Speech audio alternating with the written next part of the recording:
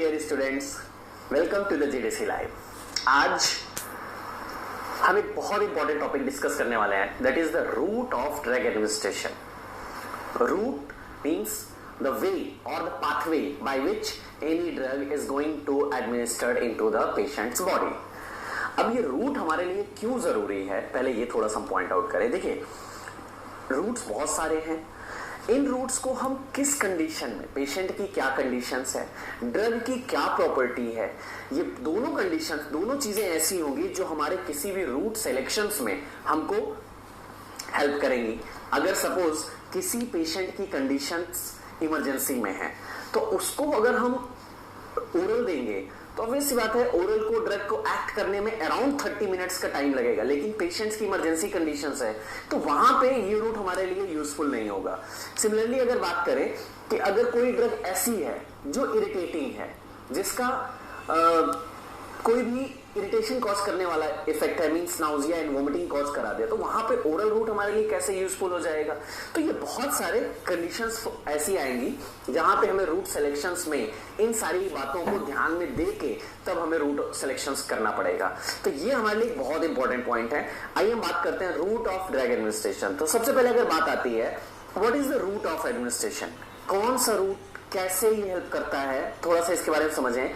Root of administration in pharmacology and toxicology is the path by which a drug, fluid, poison or other substance is taken into the body. Means किसी भी drug को, किसी भी substance को, किसी भी fluid को अगर हमें बॉडी में इंसर्ट करना है तो जिस रास्ते का यूज करना है, the path by which any drug is going to administer into the body, that is known as the root.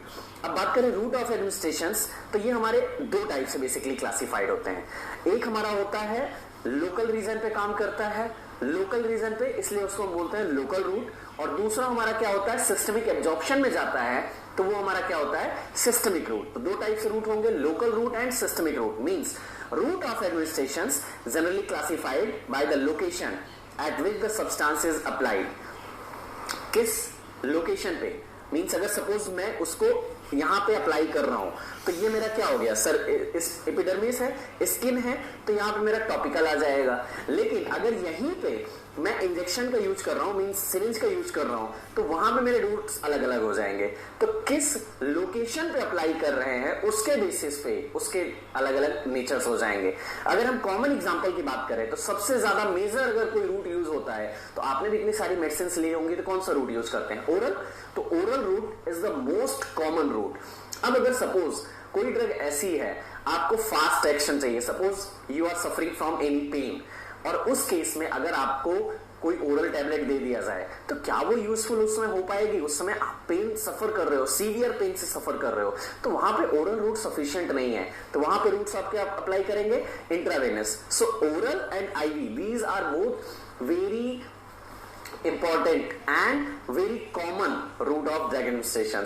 अगर हम बात करें कि हमारा ये रूट, अब रूट हमारे बहुत सारे हो गए, इन रूट का सिलेक्शन कैसे करेंगे, किसी रूट को हम कैसे फाइंड आउट करेंगे या कैसे उसको सेलेक्ट करेंगे। So choice of the appropriate route, हम किसी रूट को कैसे सेलेक्ट करें, कैसे उसको हम फाइंड आउट फाइनलाइज करें, तो इसके लिए हमें दो चीजों को ध्यान देना पड़ेगा। What, the nature of the drug and the condition of the patient. Means patient की कंडीशंस और नेचर, ड्रग का नेचर, ये दो चीजें हमारे लिए ऐसी है जो बहुत इंपॉर्टेंट है। जैसे कुछ एग्जांपल की बात करूं, फिजिकल एंड केमिकल प्रॉपर्टी, एक कंडीशंस, अभी हम जब डिटेल में चलेंगे, आगे बढ़ते चले जाएंगे फार्माकोलॉजी में, तो एक चीज हमारे लिए बहुत इंपॉर्टेंट होती है, that the drug only get absorb into the systemic circulation if the drug have the lipophilic nature. अगर उसका लाइपोफिलिक नेचर है तभी वो एब्जॉर्ब होगी। अगर ओरली मैंने किसी ड्रग को दिया और वो लाइपोफिलिक है तब तो वो एब्जॉर्ब हो जाएगी, लेकिन अगर वो लाइपोफिलिक नहीं है, लाइपोफोबिक है, तो अगर लाइपोफोबिक है तो वो एब्जॉर्ब नहीं होगी, तो क्या ऐसी ड्रग को हम देंगे, नहीं, बिल्कुल देंगे, लेकिन वहां पे हमारा रूट चेंज हो जाएगा और वहां पे हम क्या अप्लाई करेंगे, आईवी रूट अप्लाई करेंगे, मेनली हम इंट्रावेनस एडमिनिस्टर करेंगे। तो यहाँ पे हमारा क्या डिपेंड कर रहा है, physical and chemical property of drug, drug का नेचर क्या है, केमिकल या फिजिकल प्रॉपर्टी क्या है, ये चीज डिफाइन करेंगी कि हम कौन सा रूट का सिलेक्शन करें। नेक्स्ट, इमरजेंसी, अगर सपोज मैंने भी बात किया कि पेशेंट अगर इमरजेंसी कंडीशंस में है तो उस समय उसको ओरल रूट नहीं यूज होगा, वहां पे क्या अप्लाई करेंगे हम, आईवी रूट अप्लाई करेंगे। सिमिलरली रूटीन यूज, अब सपोज किसी ड्रग को हमें रूटीनली देना है, अगर मैं एक एग्जांपल बात करूं, पेशेंट है हमारा डायबिटिक पेशेंट है, तो डायबिटिक पेशेंट में हम कौन सा रूट यूज करेंगे, रूटीन आईवी। अब उस समय देंगे तो कौन रोज, अब डायबिटिक पेशेंट है उसको इंसुलिन का इंजेक्शन लेना है, तो क्या वो रोज जाके डॉक्टर के पास इंसुलिन का इंजेक्शन लगाए, तो ऐसा रूट यूज करना है जो इजी हो, कन्वीनियंट हो, वो पर्सन खुद भी यूज कर सके।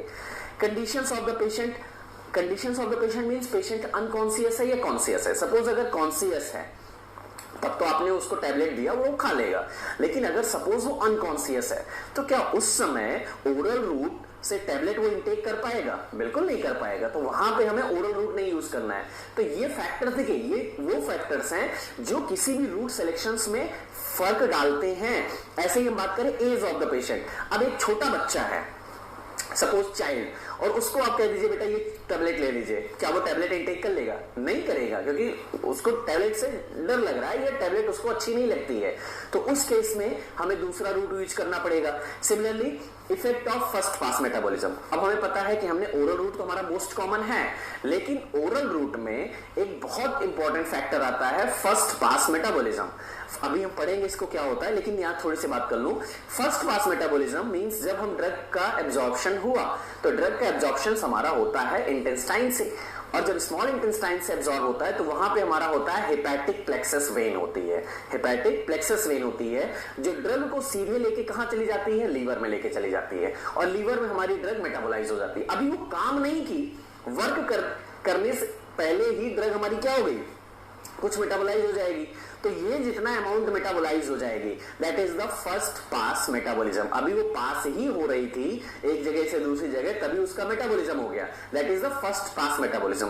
तो ये भी हमारी फर्क डालेंगी। So these are the different factors which affect the choice of the appropriate route selections. अब अगर इस डायग्राम में आप फाइंड आउट करें, यहां पे देखिए आपके डिफरेंट रूट्स को हमने एक डायग्रामेटिकली रिप्रेजेंटेशन दिया है। अगर हम ओरल रूट ले रहे हैं, inhalational will be taken through the pump, जैसे हम लेते हैं अस्थमेटिक पंप लेते हैं, इनहेल किया जाता है। इंट्रामस्कुलर मसल्स हमारी कोई भी यूज हो सकती है, ट्राइसेप्स, बाइसेप्स और any other muscles, Maximus, gluteus Maximus, topical surface पे।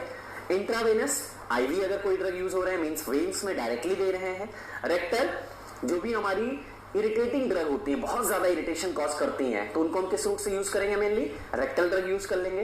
ट्रांसडर्मल में पैचेस दिए जाते हैं, निकोटीन के पैचेस जैसे यूज होते हैं, तो ट्रांसडर्मल में हम क्या करते हैं, डर्मिस के अंदर हम ड्रग को इंसर्ट कर देते हैं, तो वो हमारा क्या हो गया, transdermal. So these are the various route of drug administration जो हमारे लिए बहुत इंपॉर्टेंट होने वाले हैं। तो अगर हम बात करें now the various types of the route for the drug administration, कौन कौन से रूट्स होते हैं, तो हमने बात किया मेजर हमारे कितने रूट्स होते हैं, 2 रूट्स होते हैं। पहला हमारा होता है लोकल का मतलब क्या होता है, जो एक पर्टिकुलर एरिया पे जहां पे ड्रग अप्लाई होगी वहीं पे वर्क करेगा। भाई अगर मैंने यहां पे अप्लाई किया और ये सिर्फ यहीं पे काम की तो लोकल हो गई, लेकिन अगर सपोज मैंने टैबलेट को इंटेक किया, इंटेक तो मैंने ओरली किया, लेकिन वो मेरे पूरे बॉडी में डिस्ट्रीब्यूट हो जाएगी, अब ब्लड में आ जाएगी, ब्लड में आ गई तो पूरे बॉडी में डिस्ट्रीब्यूट होगी, मीन सिस्टमिक हो गया। तो अगर कोई ड्रग ब्लड में एब्जॉर्ब हो रही है तो वो हमारी आती है सिस्टमिक में, लेकिन अगर ब्लड में वो एब्जॉर्ब नहीं हो रही है तो वो हमारी किस में आएगी, लोकल में। So if you talk about the local means no systemic absorption, और systemic means the drug get absorbed into the blood systemic circulations। Local की अगर हम बात करें तो यहाँ पे हमारे मेनली 3 क्लासेस आती हैं। टॉपिकल जैसे आप क्रीम यूज कर रहे हैं, पाउडर यूज कर रहे हैं, क्रीम और पाउडर आपके कहां पे यूज होते हैं, लोकल यूज होते हैं, टॉपिकल यूज होते हैं, तो ये हमारे टॉपिकल में आ गए। ये किस पे अप्लाई होंगे, स्किन एंड म्यूकस मेम्ब्रेन। ऐसा नहीं कि सिर्फ हम स्किन पे ही अप्लाई करते हैं, सपोज हम गार्गल कर रहे हैं, गार्गल भी तो हमारा टॉपिकल में ही आता है ना, क्योंकि वहां पे सिर्फ म्यूकस मेम्ब्रेन का यूज कर रहे हैं, तो जहां भी म्यूकस मेम्ब्रेन और स्किन पे अप्लाई हो रही है that is the topical. Deeper tissue का मतलब क्या हुआ, जहां पे कुछ ऐसे टिश्यूज जहां पे हम ड्रग को डीपली इंसर्ट कर देते हैं और वहां पे कोई भी सिस्टमिक एब्जॉर्प्शन नहीं होता है। जैसे अगर हम बात करें इनटू द इंट्राथीकल, इंट्राथीकल मतलब स्पाइनल कॉर्ड। जब हम स्पाइनल कॉर्ड में, जब वहां पे जो हमारे डिफरेंट बोन्स होती हैं, उन बोन्स के बीच में जब हम ड्रग इंसर्ट करते हैं, that is the intrathecal, means into the spinal cord. Intra articular, intra articular means into the joints, जो भी हमारे जॉइंट्स हैं, इन जॉइंट्स पे अगर हम ड्रग एडमिनिस्ट्रेट कर रहे हैं, that is the intra articular. Intra retrobulbar means into the I cavity, I cavity में इंसर्ट कर रहे हैं, intra retrobulbar. Next intra arterial, ध्यान दीजिएगा, ये बहुत इंपॉर्टेंट पॉइंट बनता है। Intra arterial means into the arteries, arteries में अगर हम ड्रग इंसर्ट कर रहे हैं, that is the intra arterial. आपका क्वेश्चन आता है कि सर आर्टरी, तो हमारे आर्टरी में ब्लड होता है, लेकिन अगर आपने बोला कि लोकल का मतलब है कि ब्लड में नहीं जाएगी, तो ये कैसे पॉसिबल है? डियर, यहां पे आर्टरी की बात हो रही है। रीजन क्या होता है?